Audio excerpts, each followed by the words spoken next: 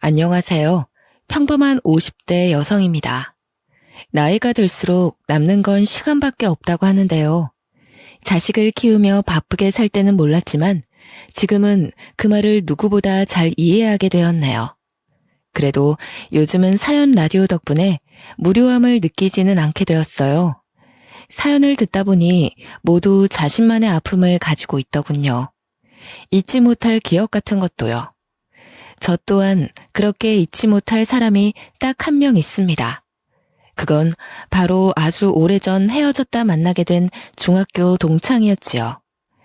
그림 그리는 걸 좋아했던 저는 어릴 때부터 미술을 전공하고 싶어 했습니다. 하지만 가부장적이던 아버지는 기집애가 무슨 미술이냐며 얌전히 공부나 하다가 시집이나 가라고 윽박을 지르셨죠. 답답할 수도 있겠지만 그때까지만 해도 모범생의 공부밖에 몰랐었던 저는 아버지에게 대들 생각도 하지 못한 채 성적에 맞춰 경영학과를 들어가게 되었죠. 남편과는 대학교 선후배 사이로 만나게 되었고요. 당시 복학생이던 남편은 신입생 환영회 때부터 줄기차게 따라다니며 고백을 했어요. 첫눈에 반했다면서 말이에요. 결국 남편의 끊임없는 구애로 인해 연애를 시작하게 되었고 남편이 한 중견기업에 취업을 한 후 결혼식을 올리게 되었네요. 남편은 어릴 적 시아버지를 잃었기에 혼자 남은 시어머니를 모시고 사는 건 당연한 일이었습니다. 합가하는 것은 친정 부모님과도 합의가 된 상태였죠. 시어머니께서 신혼집에 들어온 후 아침 식사는 시어머니의 몫이었어. 시어머니는 귀한 아들인 남편이 출근하는 게 안쓰러웠는지 동이 트기 전부터 일어나 아침밥을 지었죠. 덕분에 남편은 매일같이 따뜻한 국과 밥을 얻어먹을 수 있었고요.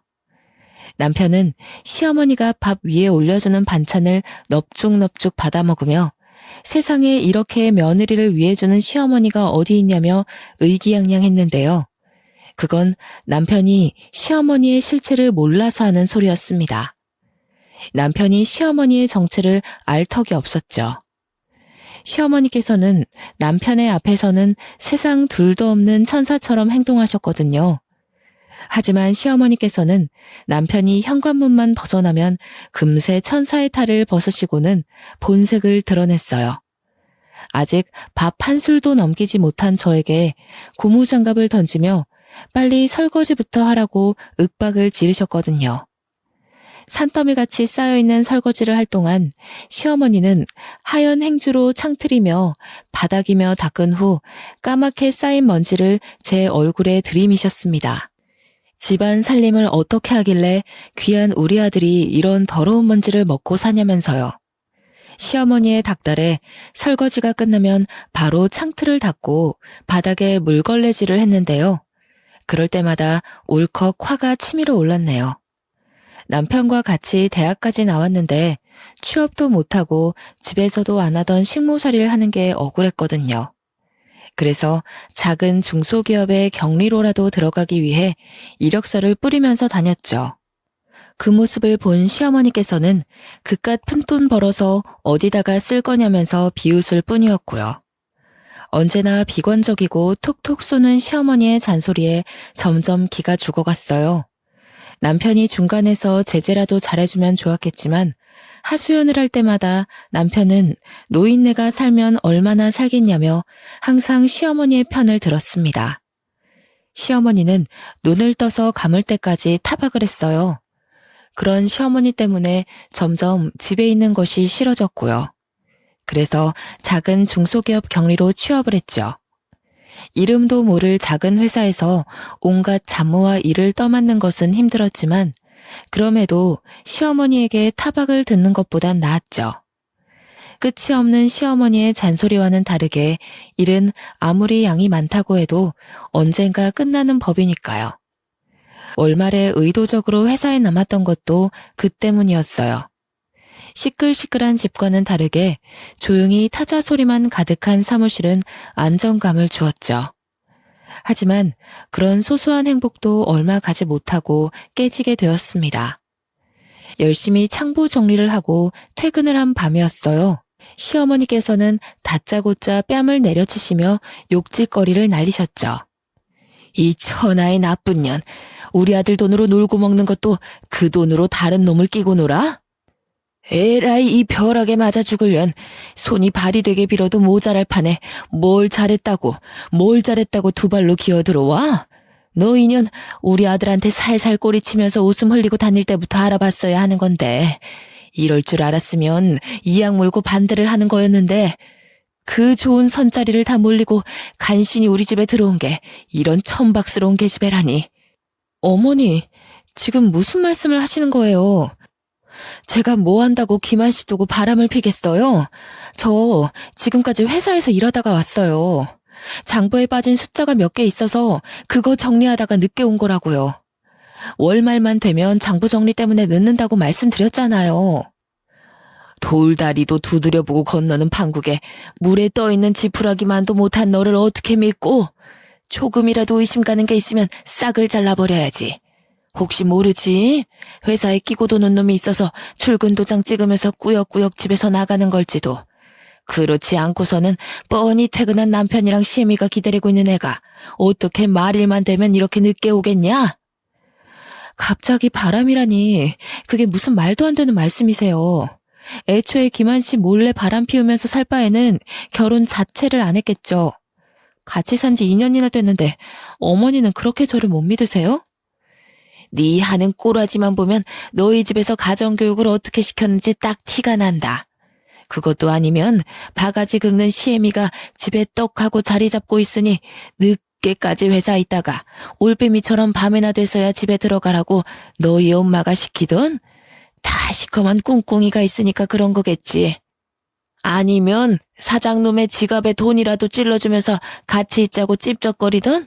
오냐, 그런 거라면 차라리 지금 솔직하게 말하고 돈이라도 내놔라. 가뜩이나 우리 아들 밖에서 돈 벌어오느라 고생하는데 네 지갑에서 나오는 돈으로 우리 아들도 어디 호강이나 한번 해보자. 상견례 할 때부터 그 집 씨를 잘 알아봤어야 하는 건데. 시어머니는 눈을 뒤집으며 말도 안 되는 추측으로 저를 궁지에 몰았어요. 소파에 앉아 텔레비전을 보고 있던 남편은 한술 더 떠 의심하기 시작했고요. 당신 정말 밖에서 만나는 놈이라도 생긴 거 아니야? 그게 아니고서야 우리 엄마가 왜 이렇게 광분을 하겠어. 하긴 당신이 대학 때부터 선배들 앞에서 알랑거리기는 했었지. 3살 버릇 80까지 간다고 하는데 대학교 때 그랬던 버릇이 어디 하루아침에 고쳐질까? 어머니도 어머니지만 당신 진짜 너무한다. 나 평소보다 3시간 늦게 들어왔어. 근데 고작 이거 가지고 바람을 의심한다고?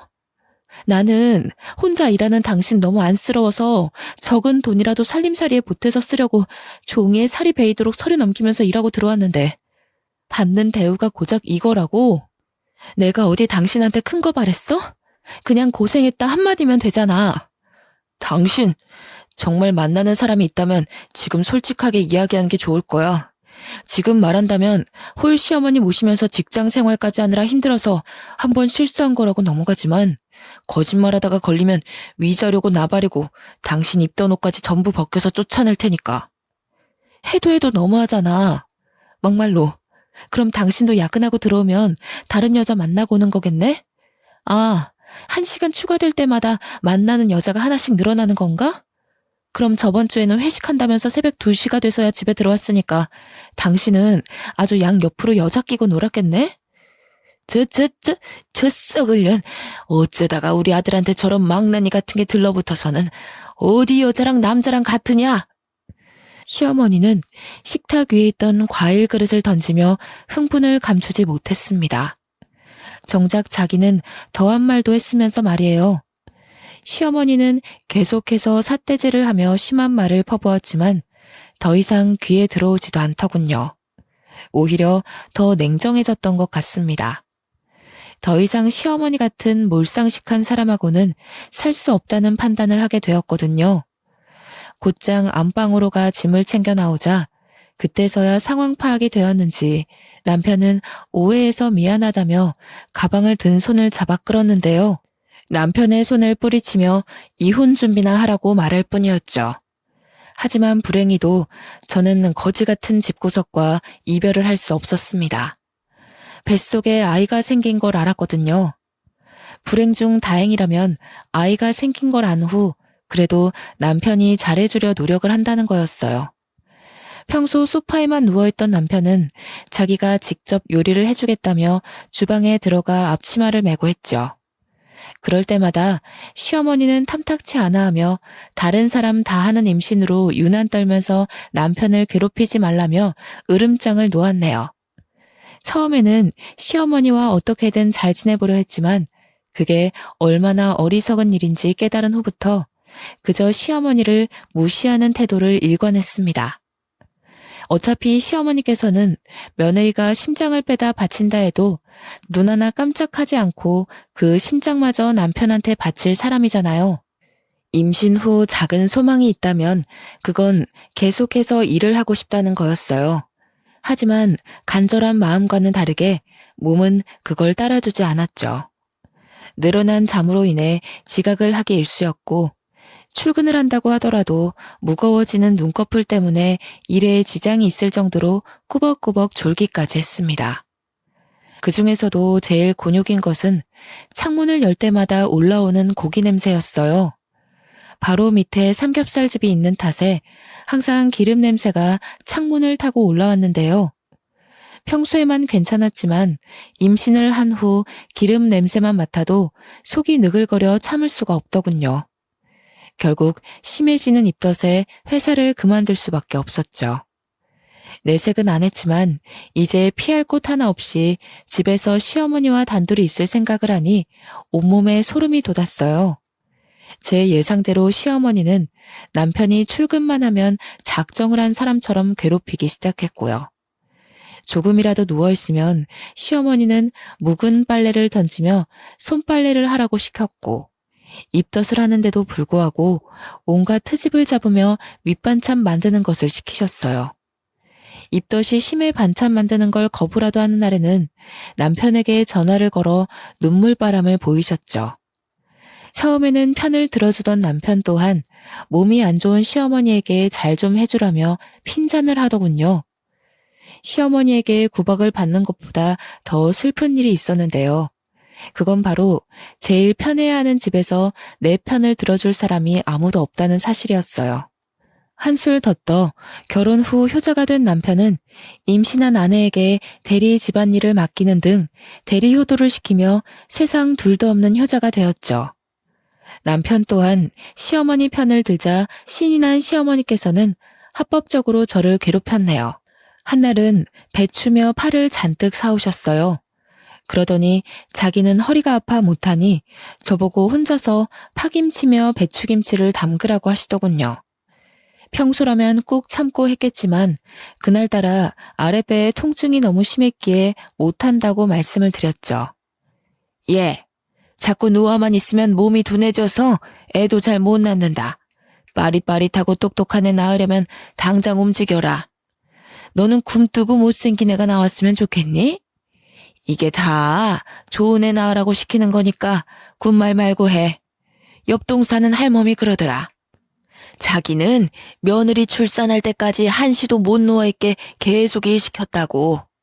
그러니 그 집 애들을 봐라. 얼마나 빠릿빠릿하고 똑똑한가. 그러니까 너도 군말 없이 움직여라. 어디 우리 아들 닮아 인물 좋고 똑똑한 애 낳는 게 쉬운 줄 아니?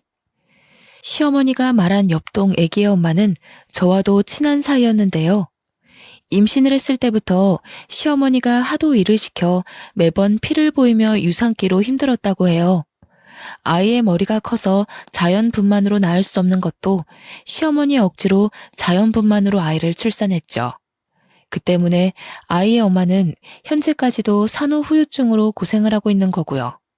하지만 저희 집 시어머니나 그 집 시어머니나 며느리의 아픈 속내는 별로 중요하지 않은 듯 보였습니다. 그들에게 중요한 것은 며느리의 몸 상태가 아니라 자기 아들을 쏙 빼닮은 손주를 안는 것이잖아요. 어머니는 아기만 보지 마시고 그 집 엄마도 같이 보셔야죠.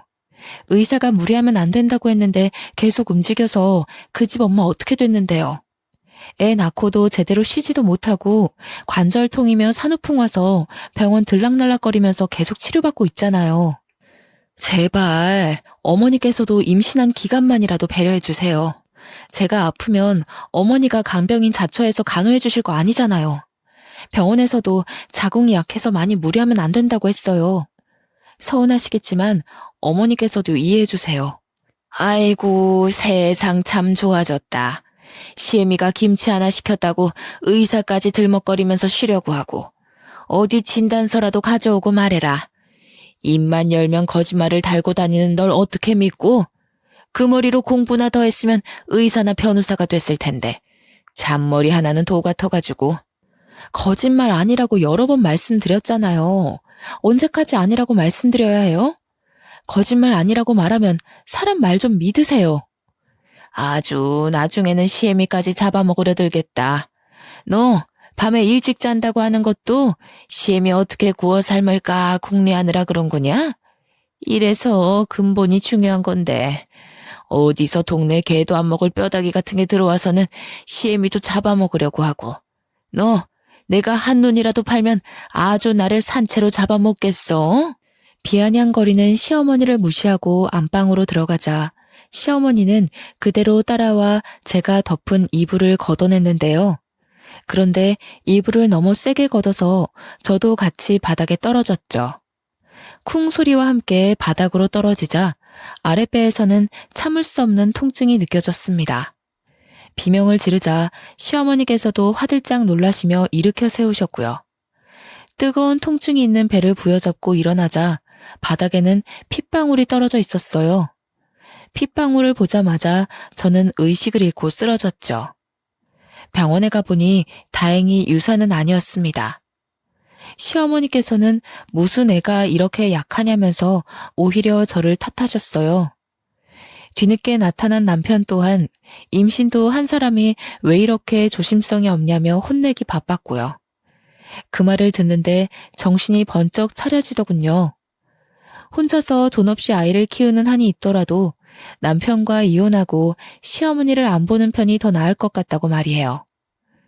계속 이렇게 살 바에는 그냥 이혼을 하고 애를 혼자서 키우겠다고 하자 그제야 정신을 차렸는지 남편은 시어머니와 분가를 하게 되었네요. 분가를 통보했을 당시 시어머니께서는 남편에게 그동안 자신이 혼자서 어떻게 키웠는지 잊었냐며 대성통곡을 하셨습니다. 하지만 완고한 남편의 뜻으로 인해 결국 시어머니께서는 시골로 내려가시게 되었죠. 시어머니가 없어진 집은 한결 편안했어요. 더 이상 시큼한 김치 냄새를 맡지 않아도 됐고 힘든 몸을 이끌고 억지로 손빨래를 하지 않아도 됐으니까요. 그렇게 편안한 8달을 보낸 후 무사히 건강한 아들을 낳을 수 있었죠. 친정 식구들 또한 병원으로 와 한마음 한뜻으로 축하해 주었고요. 하지만 마냥 아이의 탄생을 기뻐할 수는 없었습니다. 천년만년 사실 것 같던 시어머니께서 그만 돌아가셨거든요. 지병이 없던 시어머니가 심장마비로 돌아가신 것은 매우 의외였어요. 지독히도 괴롭히던 시어머니였지만 돌아가셨다는 소식에 기분이 좋지 않았죠. 몸을 푼 지 얼마 되지 않았지만 지친 몸을 이끌고 장례식장으로 발걸음을 했습니다. 아무리 악감정이 있다고 해도 마지막 길인데 며느리 된 도리로 장례식장에 참석하는 게 당연한 예의인 거잖아요. 시어머니의 빈소는 횡하기 그지없었습니다. 조문객의 머릿수는 한 손으로 셀 수 있을 만큼 적었고 육개장은 기름기가 둥둥 뜰 정도로 차갑게 식어 있었고요. 상복을 입고 시어머니의 영정사진 앞에 있는 남편은 그 어느 때보다 힘들어 보였어요. 술에 반쯤 취해 벽에 몸을 기대어 하염없이 눈물만 흘리고 있었죠. 힘들어하는 남편을 보며 어떻게든 도와주기 위해 노력을 했습니다. 식은 육개장을 가스불에 올려 따뜻하게 데우고 간간히 오는 조문객들에게 인사를 하며 김이 나는 육개장과 갓 지은 밥을 차려드렸죠. 움직일 때마다 누군가 아래를 심하게 잡아당기는 통증이 느껴졌지만 그럼에도 쉬지 않고 일을 했네요. 제 몸이 아픈 것보다 어머니를 잃고 슬퍼하는 남편이 더 신경 쓰였거든요. 장례식이 끝난 후 남편은 그 전의 모습은 찾아볼 수 없을 정도로 우울했습니다. 아들을 봐도 별로 기뻐하지 않았고요. 한날은 술에 진탕 취해오더니 우리 아들 때문에 시어머니가 돌아가셨다며 아들은 태어나지 말아야 할 아이라고 악담을 퍼부었죠. 아들만 없었으면 시어머니께서 심장마비로 돌아가실 일은 없었을 거라면서요. 그 후에도 퇴근한 남편의 손에는 소주병이 들려 있었지만 어떻게든 남편을 이해해 보려고 했어요. 시어머니가 돌아가신 지 얼마 되지 않은 상태이기에 남편이 힘들어하는 건 당연하다고 생각했으니까요. 하지만 남편은 아들이 100일이 지나고 돌이 지나도 안아주기는커녕 쳐다보지조차 않았어요. 어떻게 해서 아들이 남편에게 다가가려는 낌새라도 보이면 벌레라도 본 듯이 인상을 쓰며 아들을 밀어냈죠. 그럴 때마다 아들의 여린 팔뚝에는 남편의 손자국만이 남을 뿐이었습니다. 그런 일이 반복되자 아들은 남편만 보면 울음을 터뜨렸어요. 가운데에서 남편과 아들의 사이를 중재해 보려고 했지만 매번 남편 쪽에서 아들을 거부했고요.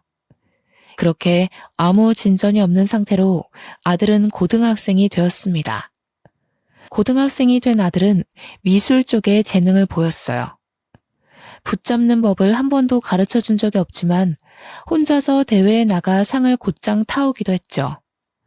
그렇다 보니 학교의 미술 선생님은 직접 전화를 해 아들이 미술 쪽에 재능이 있는 것 같으니 그쪽으로 키워보는 게 어떻겠냐 묻기까지 하더군요. 그런 말을 듣자 심장이 뛰기 시작했습니다. 미술에 대한 저의 간절한 마음이 아들에게 고스란히 전해진 것 같았죠. 그래서 남편에게 먼저 말을 꺼내게 됐어요. 아들을 미술 쪽으로 키우면 좋겠다면서요. 그런데 미술이란 이야기를 듣자마자 남편은 펼쳐서 보고 있는 신문을 구기며 기분 나쁜 티를 팍팍 냈네요. 분만 잡을 줄 안다고 개나 소나 미술 시키면 다른 사람들 다 일도 안 하고 집에만 틀어박혀서 설렁설렁 그림이나 그리면서 돈 벌지. 뭐하러 힘들게 직장 다니면서 일해? 애한테 쓸데없는 헛바람 넣지 말고 공부나 잘하라고 해. 공부도 제대로 못하는 자식이 무슨 미술을 한다고 그래? 당신 말 조심해요. 아들 듣겠어요. 말을 왜 그렇게 심하게 해요? 다른 집 엄마들은 자기 자식이 뭐 하나라도 잘했으면 해서 비싼 돈 들여서 여러 경험 시켜준다고 그러던데. 그리고 우리 아들처럼 어린 나이에 재능 보이는 게 어디 쉬운 줄 알아요?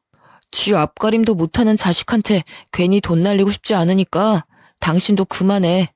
선생들이야 애들 꿈 키워준다 뭐다 하면서 헛바람 넣는 거지만 당신까지 그거에 넘어가면 어떡해. 세상에 그림 그린다는 게 어디 쟤 하나뿐이야? 미술 공부시켜서 대학교까지 갔다고 쳐. 그럼 나중에는 어쩌게? 날고 기는 애들이 학교에 가득 차 있을 텐데 저 자식이 설 자리가 있을 것 같아? 우리 민용이 밖에서 나온 애 아니고 당신 자식이라고요. 근데 어떻게 쳐다보지도 않아? 남의 집 자식을 데려다가 키운다고 해도 이렇게 냉대하지는 않겠어. 막말로 당신 우리 민용이 때문에 어머니 돌아가셨다고 생각해서 지금까지 우리 민용이 무시하는 거잖아요.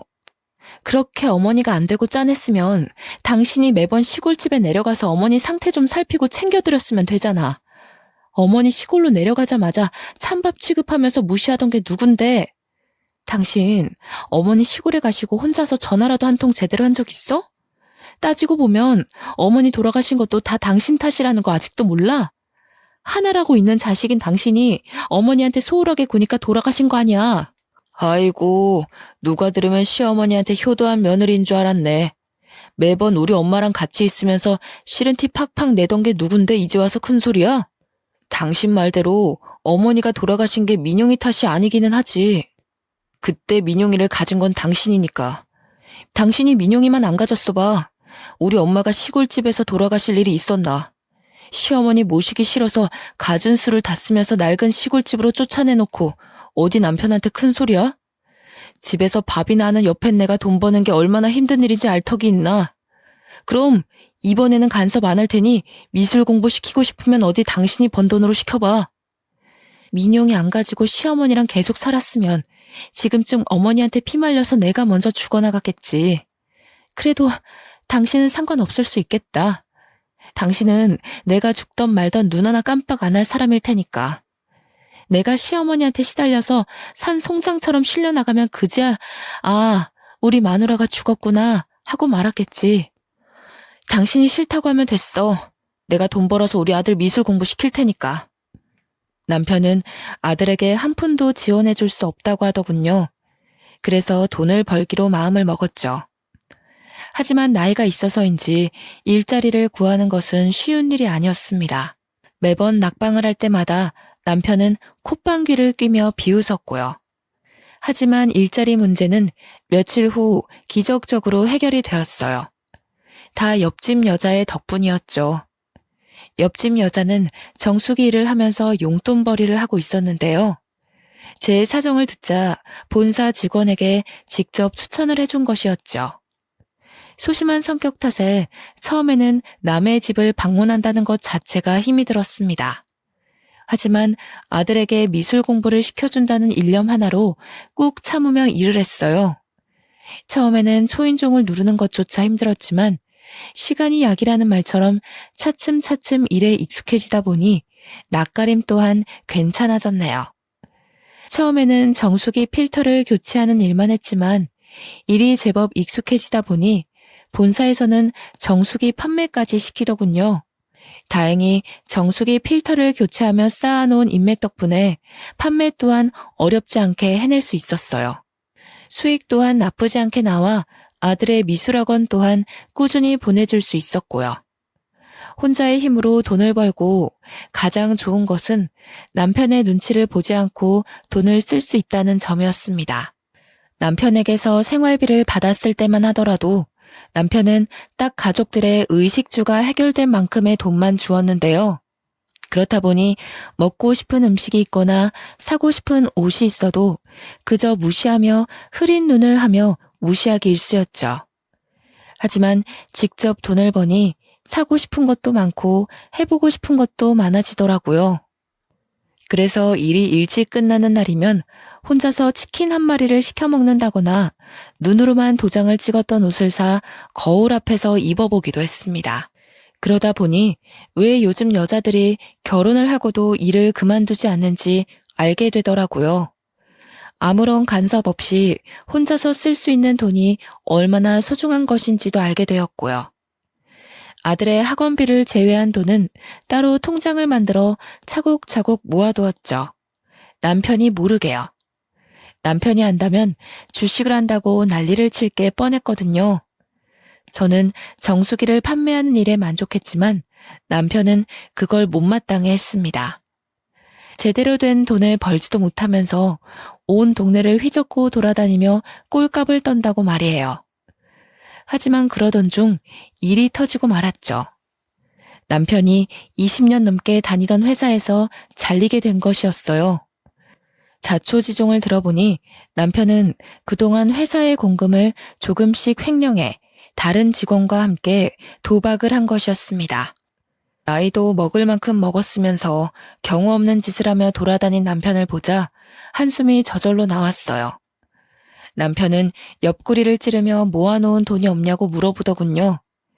지금까지 빼돌린 공금을 갚지 못하면 감옥에 간다면서요.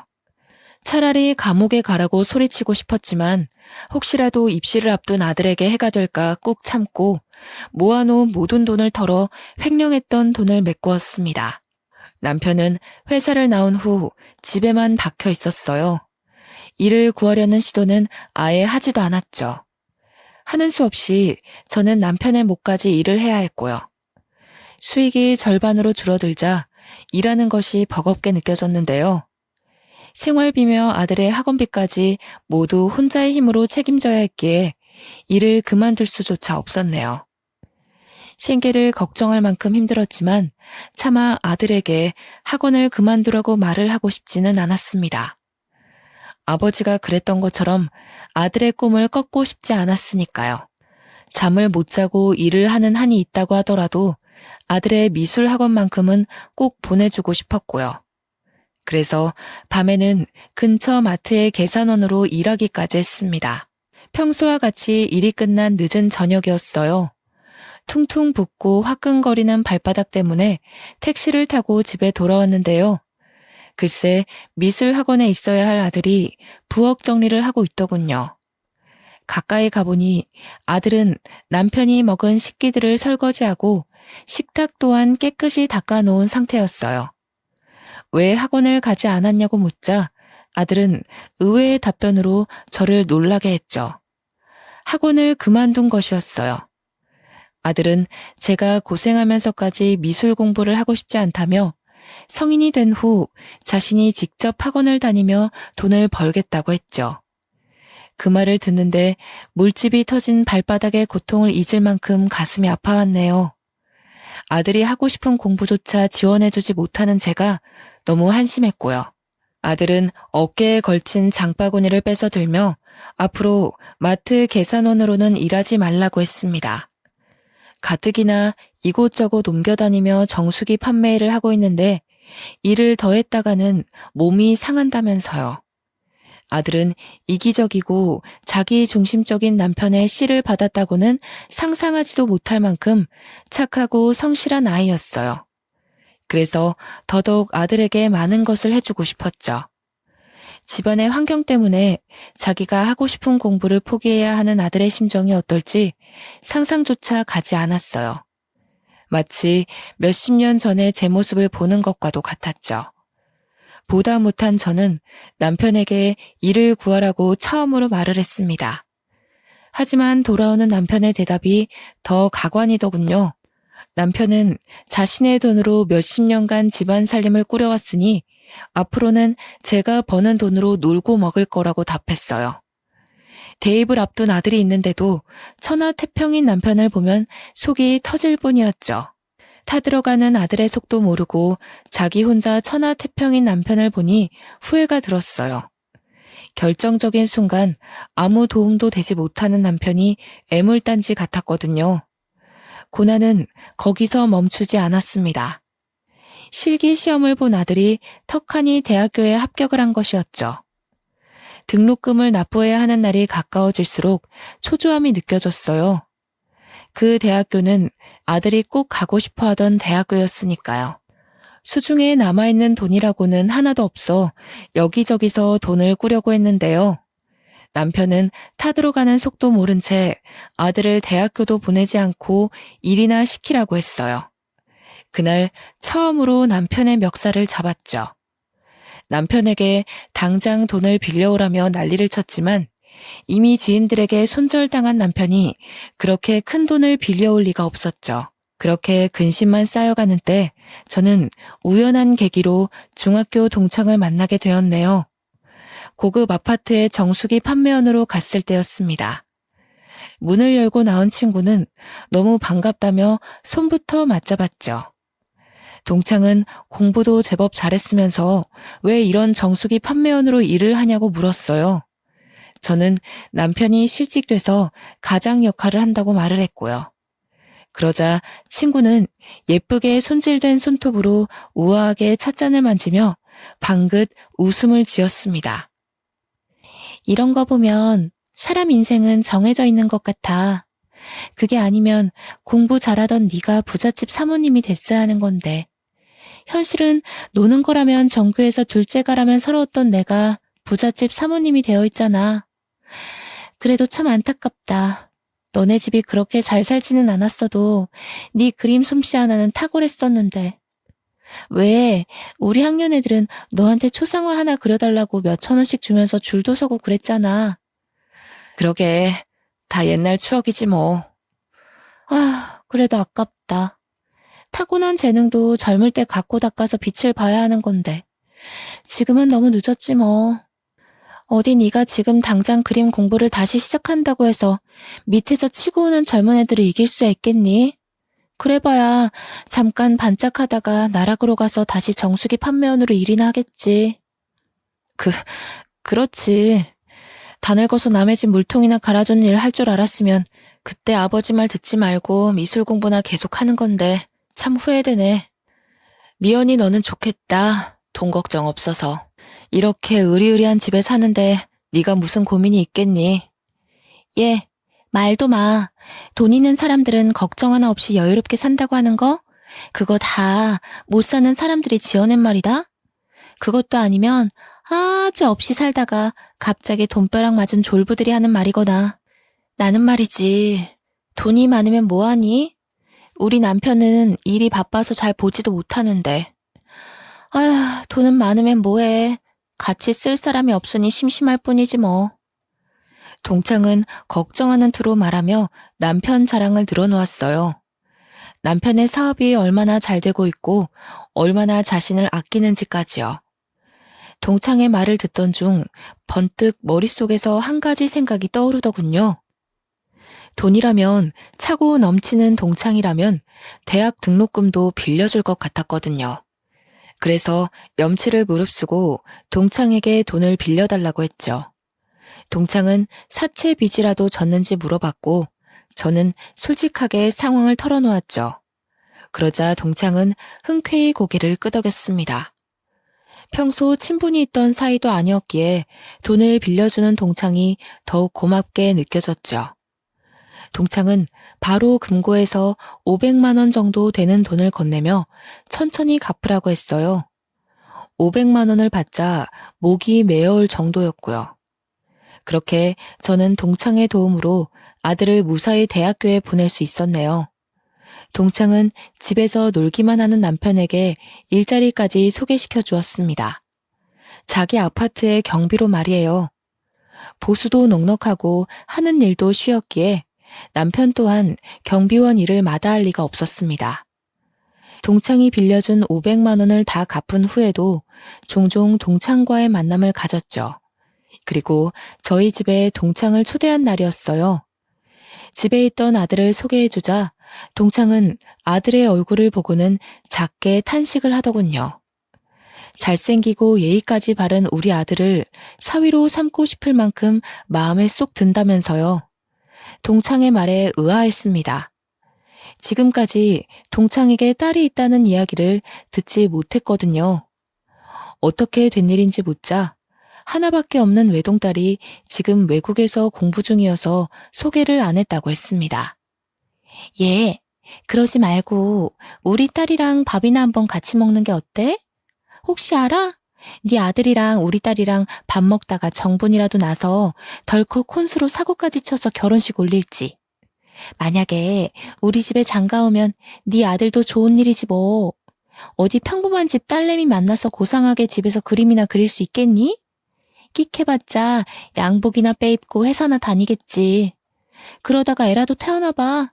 그때는 회사 다니는 거로도 모자라 아르바이트 구해서 일까지 해야 될걸? 자식은 엄마 팔자 닮아간다고 하던데. 너도 뼈 빠지게 키운 네 아들이 너처럼 정수기 배달하면서 구멍난 바가지나 긁으면서 사는 걸 바라지는 않을 거 아냐. 어디 애들이 내가 바라는 대로 되나. 다 지들이 하고 싶은 대로 사는 거지. 난 우리 아들한테 크게 바라는 거 없어. 그냥 자기 앞가림이나 잘하면서 하고 싶은 일 하고 마음 편하게 살길 바랄 뿐이야. 좋은 집이랑 연맺어서 살면 감사하기는 하겠지만 그것도 인연이 돼야 말이지. 싫다고 하는 아들 억지로 몰아세우면서까지 좋은 집안에 장가 보내고 싶은 마음도 없어. 자식이 부모 꼭두각시도 아니고 젊을 때 하고 싶은 거 하게 내버려 둬야지. 어머, 아주 좋은 부모 납시였네. 꼭 너같이 어중간하게 사는 애들이 자식은 하고 싶은 거 하면서 살게 키울 거라고 하더라. 그럼 만약에 너는 아들이 노숙자가 돼서 살고 싶다고 하면 그때도 아이고 우리 아들이 노숙자가 되고 싶구나. 그래 앞으로는 집에 들어오지 말고 지하철역에서 돗자리 피고 출근하는 사람들한테 구걸하면서 급식소에서 밥 얻어먹고 행복하게 살으렴. 이라고 할 거니? 사람이 부자가 될 상황이 못 되면 부자가 될 상황을 만들어야지. 잘난 아들 뒀다가 뭐하니? 너도 한몫 단단히 챙겨야 하지 않겠어? 요즘에 아들들은 장가 가면 자기 집 식구들은 내팽개치고 처가댁 식구들만 끼고 산다는데 아들 장가 가기 전에 많이 받아 먹어야지. 자식이 물건도 아니고 어떻게 마음대로 주무르면서 살겠어. 나는 아들이 이만큼 큰 것만으로도 감사하고 만족해. 더 바라면 그건 부모 욕심이지. 아주 성인군자가 따로 없네. 이럴 거면 결혼도 하지 말고 절에나 처박혀서 스님이나 되지. 왜 결혼도 하고 자식까지 낳았을까 몰라? 내가 치사해 보일까봐 이런 말까지 안 하려고 했는데 네 아들 누구 덕분에 그 대학교 갔는지 잊은 건 아니겠지? 나 같으면 급할 때 돈 빌려준 은혜가 고마워서라도 우리 딸이랑 만날 자리 정도는 마련할 텐데. 내가 너한테 너무 큰 거 바란 거니? 아들의 의사를 물어보고 알려주겠다고 하자 동창은 서운한 기색을 비치며 일어나 집으로 가버렸죠. 섭섭한 티를 내는 동창을 보자 마음이 좋지 않았습니다. 동창은 가장 힘들 때 우리 아들을 도와줬는데 저는 애들끼리 밥 한 번 먹자는 동창의 부탁을 무자르듯 단칼에 거절해버린 거잖아요. 그래서 아들에게 동창의 딸과 같이 식사를 하는 게 어떠냐고 물어보았죠.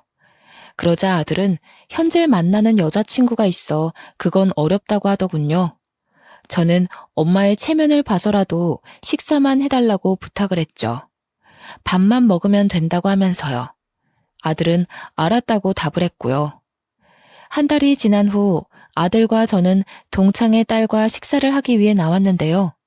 10분 정도 기다리니 동창이 딸의 손을 잡고 나타났어요. 하지만 딸의 얼굴을 보는 순간 입가에 걸려있던 미소는 순식간에 씻겨나갔죠. 동창의 딸은 다운 증후군이 있는 것 같았거든요. 그렇지만 아들과 사귈 것도 아니기에 대수롭지 않게 생각을 했습니다. 그런데 동창은 뜬금없이 저희 아들이 자기 딸과 결혼하면 참 좋겠다고 말을 꺼냈습니다. 삼키려던 물까지 뿜으며 펄쩍 뛰자 동창은 자기 딸이 얼마나 괜찮은지 설명을 했어요. 솔직히 우리 딸이 다운 증후군인 것만 빼면 어디 내놔도 빠지는 인물은 아니잖아. 이 정도 몸매, 이 정도 집안에 우리 딸이랑 결혼하면 내가 옆에 끼고 살면서 생활비며 품위 유지비며 이것저것 챙겨줄 텐데 빚지는 결혼은 아니지. 솔직히 아들이 아무리 잘생기고 학벌이 좋다고 해도 어느 여자가 물통 파는 시어머니랑 경비원 하는 시아버지 있는 집으로 시집을 가고 싶어 하겠어? 아마 결혼하겠다고 나서는 집 찾기가 어려울걸? 그러지 말고 우리 딸이랑 결혼시켜.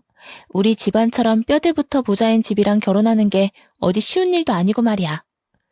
야, 그리고 다른 집 같았으면 제발 우리 아들이랑 결혼해달라고 빌었을 텐데 너는 오히려 감사해야지.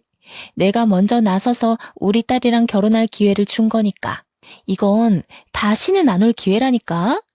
솔직히 나도 우리 딸이 다운 증후군만 없었으면 너희 집이랑 사돈 맺자는 소리는 안 하지. 우리가 어디 빠지는 집도 아니고 말이야.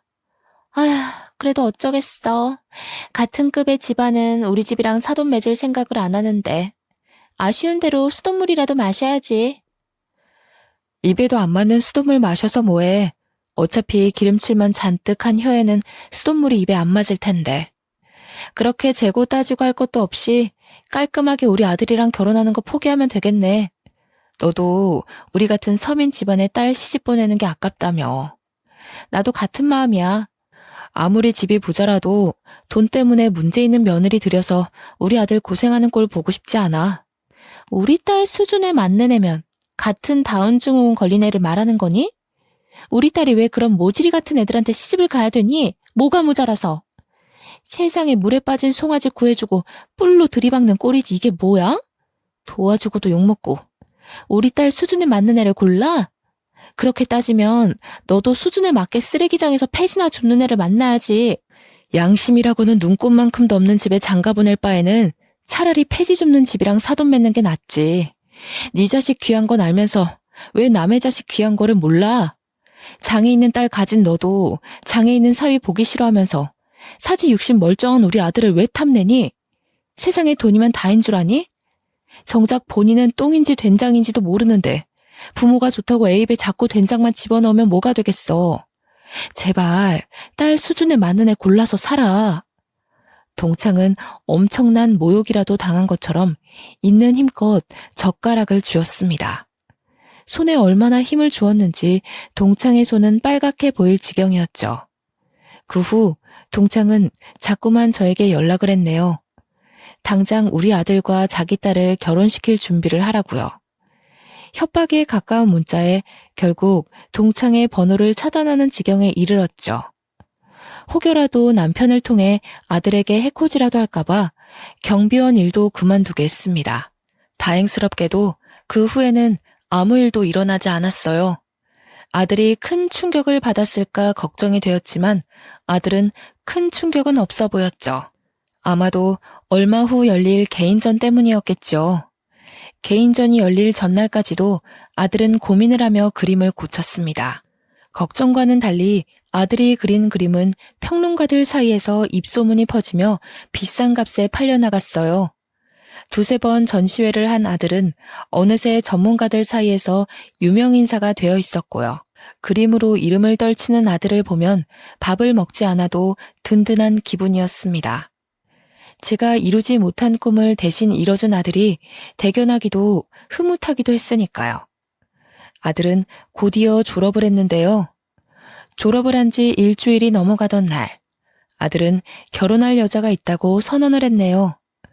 여자친구가 임신을 해서 자기가 꼭 책임져야 한다는 말을 들었을 때는 온몸에 힘이 빠지고 손발이 차갑게 식은 게 느껴질 정도였습니다. 하지만 아들이 선택한 삶이었기에 존중해주기로 마음을 도닥였죠. 그 후 저희 집은 정식으로 상견례 날짜를 잡고 여자 쪽 부모님을 만나기로 했는데요. 걱정과는 다르게 예비 사돈들은 인상이며 품행 모두가 좋아 보이더군요. 알고 보니 아들의 여자친구는 대대로 사자 집안의 외동딸이라고 했습니다. 남편은 대단한 집안과 사돈을 맺는다며 좋아했지만 저는 옥부터 매였네요. 가진 것이 아무것도 없어 아들에게 미안함과 동시에 예비 사돈의 앞에서 저렴하게 행동하는 남편이 창피했거든요. 제 걱정을 읽었는지 예비 사돈은 아들을 번듯하게 키운 것이 참 대단하다고 말을 해주었는데요. 그 말을 듣는데 가슴에 뭉쳐져 있던 응어리가 확 풀어지는 것이 느껴졌죠. 아무도 모르던 저의 고충과 힘든 것을 사돈께서 알아준 것이잖아요. 한참 덕담으로 공간이 훈훈해지기 시작한 차 갑자기 닫혀있던 문이 열리며 동창이 들어왔습니다. 그러면서 배가 남산만큼 나온 딸을 보이며 아들의 머리채를 잡았어요. 처녀를 임신시킨 게 말이 되냐면서요. 덩달아 놀란 사돈 또한 그게 무슨 말이냐며 버럭 소리를 질렀고요. 동창에게 달려가 아들의 머리채를 빼내자 아들은 억울한 듯 외쳤습니다. 만난 적도 없는 여자를 제가 무슨 수로 임신을 시킨다고 이러세요? 세상에 어떤 여자가 밥 한 번 같이 먹었다고 임신을 하냐고요. 도대체 어떤 남자가 애아빠인지는 모르겠지만 생사람 잡지 마시고 지금이라도 애아빠 찾아보세요.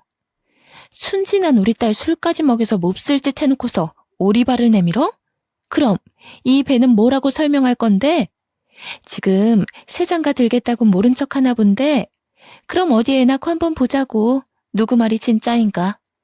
보아하니 그쪽 집안도 이댁 사람들 실체를 모르고 귀한 딸내미 시집 보내려는 것 같은데 내가 똑똑히 말해줄 테니 잘 들어요. 이 집 식구들이 얼마나 경우가 없는 사람들인지. 이 집 엄마는요. 나한테 자기 아들 대학 등록금까지 빌려가 놓고는 우리 딸 임신하자마자 입 싹 닫고 모른 척한 파렴치법이고요. 애아빠는요. 실직하고 집에서 노는 게 불쌍해서 일자리까지 소개해줬더니 하라는 일은 안 하고 근무 시간에 술이나 퍼마시면서 아파트에 혼자 사는 여자들 희롱하고 다닌 아주 나쁜 놈이에요. 이제 잘 알겠죠? 그러니까 딸 인생 망치고 싶지 않으면 빨리 도망가세요. 그저 억울할 뿐이었어요. 아들은 동창의 딸과 한 공간에 있는 것은 물론 단둘이서 만난 적도 없으니까요. 하지만 동창은 아들이 술에 만취한 날 순진한 자기 딸을 꼬드겨 몹쓴 짓을 하고 도망을 갔다고 주장을 했습니다. 당연히 저희 식구 그 누구도 동창의 말을 믿지는 않았지만 사돈댁의 입장은 다른 듯했어요. 딸 가진 부모의 입장으로 동창의 주장에 아들에 대한 불신이 싹 트인 것이었죠. 그런데 이상한 점이 한 가지 있었습니다. 동창 딸의 배가 유난히도 동그란 것이었죠. 마치 농구공이라도 배에 넣은 것처럼요. 의심을 하던 그때 동창의 딸은 갑갑하다며 치마 아래로 손을 쑥 집어넣어 무언가를 꺼냈습니다. 그리고 배에서 나온 것을 보는 순간 기겁을 할 수밖에 없었네요. 동창 딸의 배에서 나온 것은 다름 아닌 복대였거든요. 복대를 본 동창은 말문이 막힌 듯 뒤로 가만히 있더니 곧이어 복대를 자신의 뒤로 숨기기까지 했습니다. 동창의 앞으로 다가가자 발걸음 물러난 동창은 시선을 피했는데요. 가증스러운 동창의 모습을 보고 있다니 호흡이 가빠지고 살갗이 부르르 떨리기 시작했어요. 곧이어 높게 치켜든 손은 동창의 뺨을 향해 내리쳐졌고요. 동창의 뺨은 잘못된 행동을 알리기라도 한 듯 금세 붉게 부풀어 올랐죠. 네가 뭔데 남의 아들 앞길을 망쳐? 이런 것도 친구라고 옆에 뒀던 내가 멍청한 거지. 이렇게 뒤통수 칠지도 모르고 그저 좋다고 냄새나는 뒷고모니만 쫓아다녔어. 우리 아들 신세 망치는지도 모르고. 여기가 어디라고 함부로 찾아와서 거짓말을 늘어놔? 우리 집이 못 산다고 해서 만만하고 우스워 보였어? 우리 아들 인생 망칠 정도로? 우리 아들이 못 사는 집에 태어나서 불쌍하다고 했었지? 지렁이도 자기 새끼 밟으려고 들면 꿈틀거리는데 나라고 그러지 못할 건 뭐야? 오늘 딸 자식 잘못 키운 벌이나 단단히 받아봐. 어디 감히 나도 안 잡은 우리 아들 머리채를 잡고 흔들어? 이성을 잃고 머리카락을 잡아뜯자 동창은 뭐가 그리 억울한지 대성통곡을 하며 식당이 떠내려가라 목청을 높였습니다. 자기 딸과 결혼하면 집이고 돈이고 모두 해줄 수 있는데 왜 결혼을 안 하냐고요. 그러더니 불쌍한 자기 딸은 이제 누가 데려가냐며 신세한탄을 하더군요. 알고 보니 남편의 번호를 알고 있던 동창은 그동안 남편을 통해 아들의 소식을 가끔씩 전해 들은 모양이었습니다. 워낙 남편이 집에 붙어 있지 않고 저와의 대화가 단절되어 있어 가능한 일이었죠. 호시탐탐 아들을 차지할 기회를 엿보고 있던 동창은 아들이 다른 여자와 결혼을 한다는 소리에 눈이 뒤집혀 딸을 데리고 상견례 장소로 달려온 것이었어요. 상견례 장소는 당연히 남편에게 전해 들은 것이었고요. 자기 딸을 결혼시키기 위해 우리 아들의 인생을 망칠 뻔한 동창의 만행은 온몸에 소름이 돋을 정도로 끔찍하고 무서웠습니다. 그 후 동창은 몇 번이고 아들을 만나기 위해 찾아왔지만 잘 나가는 로펌의 변호사로 일하고 있는 사돈의 도움으로 간신히 지독한 동창의 집착에서 아들을 구할 수 있었죠. 그 후 아들은 무사히 결혼식을 치르고 지금은 눈에 넣어도 아프지 않을 딸까지 낳고 잘 살고 있습니다. 자기가 하고 싶은 일을 하면서 화복하게 가정을 꾸리는 아들의 모습을 보면 그저 흐뭇하고 기쁠 뿐이죠. 얼마 전부터는 저 또한 손에 놓고 살던 미술을 다시 시작했어요. 아들은 미술 선생님을 자처하며 저를 도와주고 있고요. 모두 아들과 며느리의 격려가 있기에 가능한 일이었죠. 다시 붓을 잡고 흰 도화지에 저만의 그림을 채워놓자 그동안 이렇게 행복한 것을 왜 미루면서 살았을까 하는 생각이 드네요. 남편은 얼마 전부터 일하던 아파트에 재취업을 하게 되었는데요. 같이 일하는 경비원이 말하길 동창은 몇 번 더 멀쩡한 청년들과 자신의 딸을 결혼시키려다 실패를 한 후 동네 전체에 염치 없는 여팻나라는 소문이 돌아 결국 이사를 갔다고 하네요. 자기 발등에 도끼를 찍은 것이죠. 아무튼 저는 지금 제가 좋아하는 그림을 그리며 정수기를 판매하는 일 또한 즐겁게 해내고 있답니다. 여러분께서도 하고픈 일이 있다면 미루지 말고 지금 당장 시작하셨으면 좋겠어요. 인생은 내가 하고픈 일만 하면서 살기에도 짧으니까요. 제 긴 사연 들어주셔서 정말 감사합니다. 여러분도 행복하세요.